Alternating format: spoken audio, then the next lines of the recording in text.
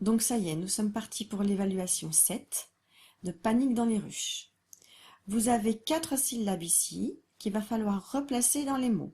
D'accord? Donc on va d'abord lire les 4 syllabes pour bien se rappeler comment on fait le gulu. Puis ensuite, vous aurez à les replacer. Donc il y a 4 syllabes, il y a 6 mots, donc il y a des syllabes que vous allez devoir utiliser plusieurs fois. La première syllabe, est-ce que le gulu gicle sur Madame E? Oui, donc ça va faire je.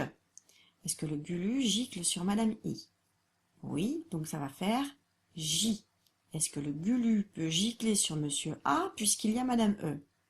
Oui, donc ça va faire Ja. Et enfin, est-ce que le gulu peut gicler sur Monsieur A?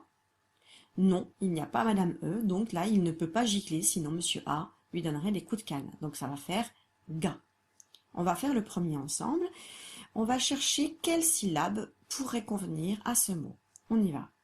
Une tige, une tige, une tija ou une tiga. Une tige, donc on écrit je. Attention, vous ne barrez pas ensuite la syllabe je parce qu'elle peut être réutilisée pour la suite. Vous faites pause et une fois que vous avez fini l'exercice 1, on passe à l'exercice 2. Attention, exercice 2.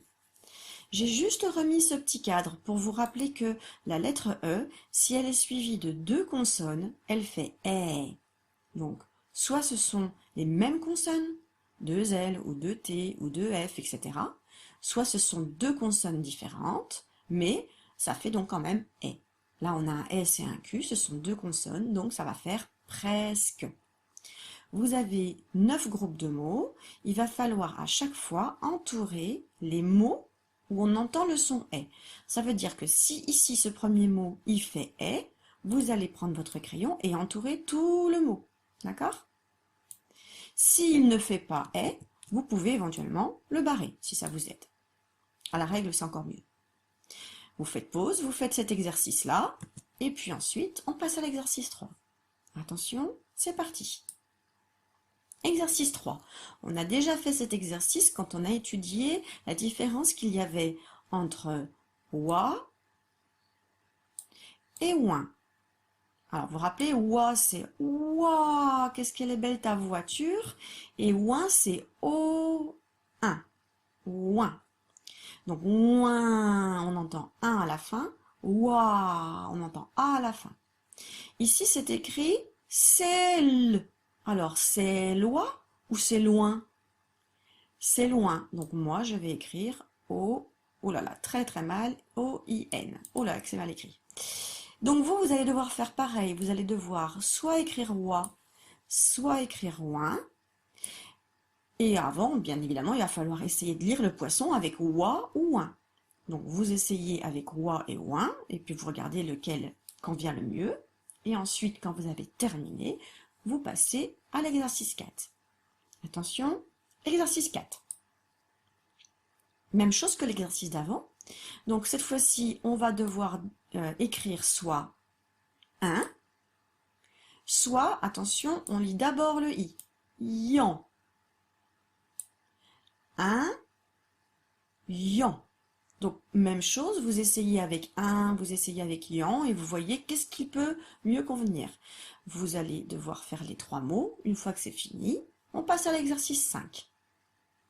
Exercice 5.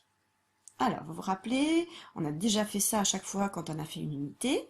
Vous avez un texte à lire, donc vous devez le lire tout seul, essayez de le comprendre, puisqu'après, il faudra répondre aux questions. Vous allez devoir lire les questions. D'accord?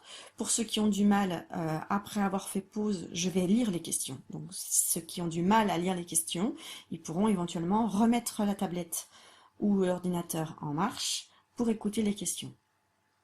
Je rappelle que pour répondre aux questions, on peut céder des mots du texte, on peut céder des mots qui se trouvent dans la question. Je veux une phrase, c'est-à-dire que je veux pas un mot. Si je vous dis, par exemple, de quelle couleur est la chaise, on ne dit pas rouge. On met la chaise est rouge, d'accord? Donc, je veux également une majuscule et un point. Et on essaye de bien comprendre la question et de bien comprendre le texte. Donc, vous pouvez faire pause pour faire l'exercice 5 et l'exercice 6. Et maintenant, je vais lire les questions de l'exercice 6. Donc si vous voulez vous débrouiller tout seul, vous n'écoutez pas, vous faites pause et vous attendez que j'ai fait les questions quand vous aurez fini et vous passez à l'exercice 7. Donc pour ceux qui ont un petit peu de mal à lire les questions, voici la première. Dans son rêve, que découvre Kimamila?